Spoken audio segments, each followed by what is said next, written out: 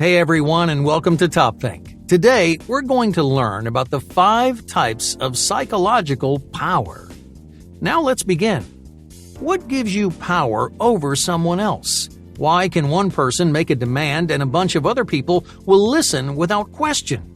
What divides the powerful from the powerless?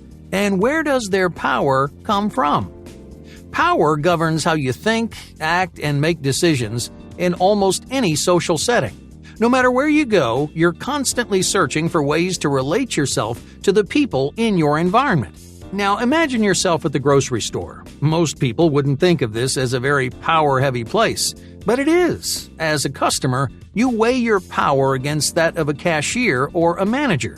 That comparison tells you what you can and can't do.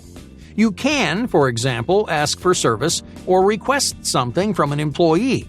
And you do have enough power to expect that they'll help you out.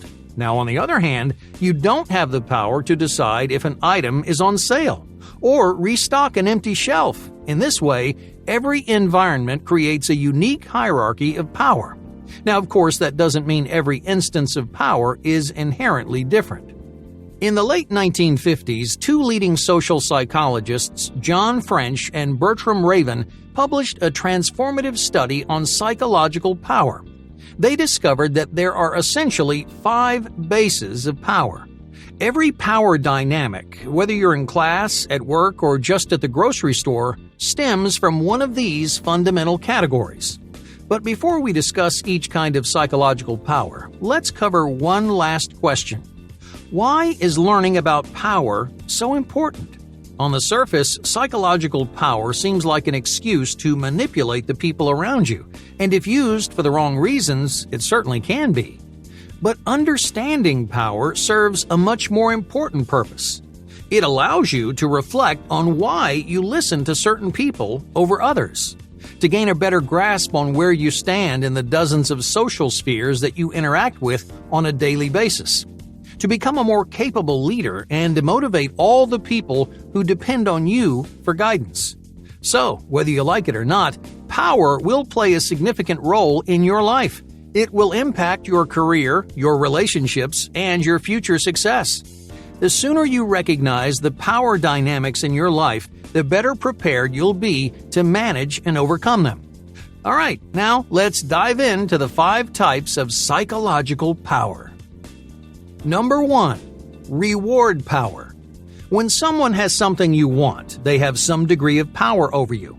Think about perks like raises, parking spots, and opportunities for advancement.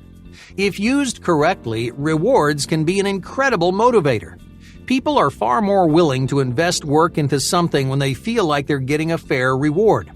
For example, some employers use reward power by paying a fixed-price salary. Let's say your job is to build model cars. Normally, you're paid about $20 an hour. When you work at an average pace, you usually build 5 cars every hour. But if you worked harder, you could actually finish 10 cars instead of 5. Knowing this, your employer might use their reward power to try to increase your productivity. So, instead of an hourly wage, they might offer you $4 per car. You could continue making 5 cars and earn the same amount of money as you did before. Or you could pick up the pace and gain twice as much. Now, in some cases, reward-based power flows back and forth. Let's say you want to purchase a TV from someone. The owner of the TV has the power to ask for a certain amount of money. Now, of course, you, the seller, can then exert a bit of power back onto the owner. Why? Because you now have something they want. You have money. That gives you the right to negotiate until you land on a price that you're happy with. It's really important to remember that reward power has to benefit both sides in some way. You can't charge $1 million for your TV and expect people to pay it, just like you can't ask people to work harder without offering them a greater reward. Competition generally throws a wrench in these gears, but that's a topic for another video. Good leaders should use reward power to inspire and motivate their followers, not to undercut and ostracize. The key is to balance the group's external rewards with your internal gains. That way, people will trust you and keep coming back for more. Number 2. Coercive power. Coercive power works almost exactly like reward power. You just turn rewards into punishments. Someone has coercive power when they're capable of punishing you or affecting your life in a negative way.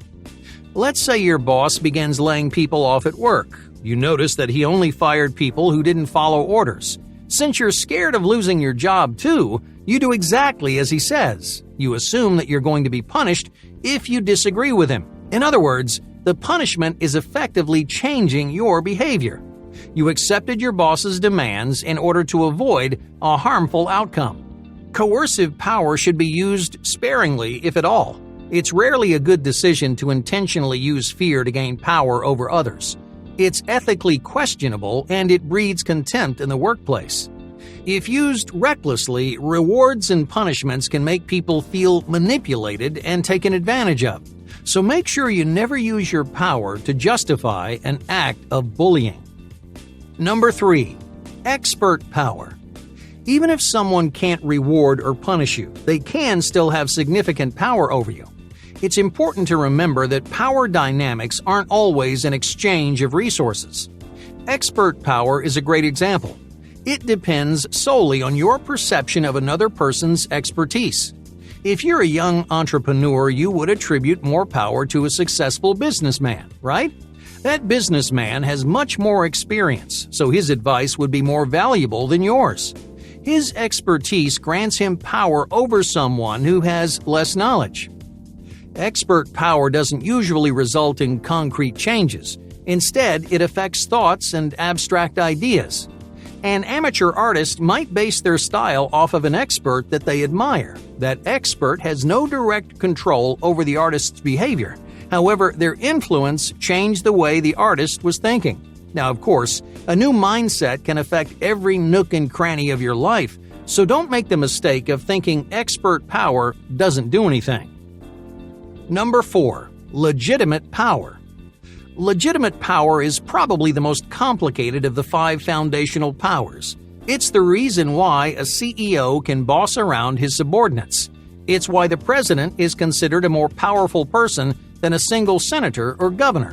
When someone has legitimate power, the powerless believe the powerful has a formal right to give orders. The powerful person usually has some sort of technical, positional, or legal right to do so. So naturally, they expect less powerful people to listen and obey. Legitimate power comes from a simple thought process. In life, there are things you should do and things you shouldn't do. French and Raven call this contrast the feeling of oughtness. These shoulds and shouldn'ts can derive from just about anywhere. From your parents, from your school, from your friends. They're often products of hidden interactions between all kinds of people and experiences. Sometimes you have no idea where your oughtness comes from, but you believe in it anyway. Legitimate power relies on oughtness to exist. Imagine, for example, that your boss gives you some notes on a project that you're working on, but you disagree. You like the project the way it is. So, should you listen to your boss or should you ignore her suggestions? Let's say you decide to make changes to your project, even though you didn't like them. Why would you do that? On the surface, your boss makes more money and has more responsibility. She has a title with a higher ranking than you do. So doesn't that make her more powerful? Legitimate power runs much deeper than that. Your unique set of internalized values legitimizes her authority. It tells you that you should prioritize your boss over yourself. You feel like she has the right to overshadow you because of how you learn to treat authority figures. So, what if you decide not to make those changes? What if you intentionally ignore her notes and keep the project the way you like it? Chances are you learn to interact with authority in a different way. Ignoring legitimate power can be a big risk, but legitimate power only works if both sides of that particular power dynamic agree to it. In many ways, our society relies on these unspoken agreements to stay organized and efficient. So the next time you think, I should listen to them, or I ought to do what he says, take a moment to reflect on why. Number 5. Referent Power. When someone desires something that you have, their longing establishes a power dynamic. This is best exemplified through physical features like strength and attractiveness. If you're in great shape, someone who wishes they were more athletic may feel envious of you. That envy will motivate them to maintain a relationship with you, which gives you a fair amount of referent power over them. In their mind, a tighter relationship brings them closer to possessing the thing that they admire most about you. That power gets stronger and stronger the more the other person desires what you have. Now, if someone wants to follow in your footsteps, you can imagine how large of an impact your actions can have on their life. But referent power isn't always person to person. In fact, it can exist between an individual and a group. People will try to join groups that they like or respect, and if they don't fit in, they'll force themselves to change. Many people have sacrificed their habits and values to be accepted by a group that they admire. So, how can you actually use referent power in your own life? Be the kind of person that people like. The more respected you are, the more influence you'll have. Then, if you do gain some degree of referent power, pay special attention to the kind of message that you're spreading. You never know whose world your actions might change. Hey, thank you for watching TopThink, and be sure to subscribe, because more incredible content is on the way.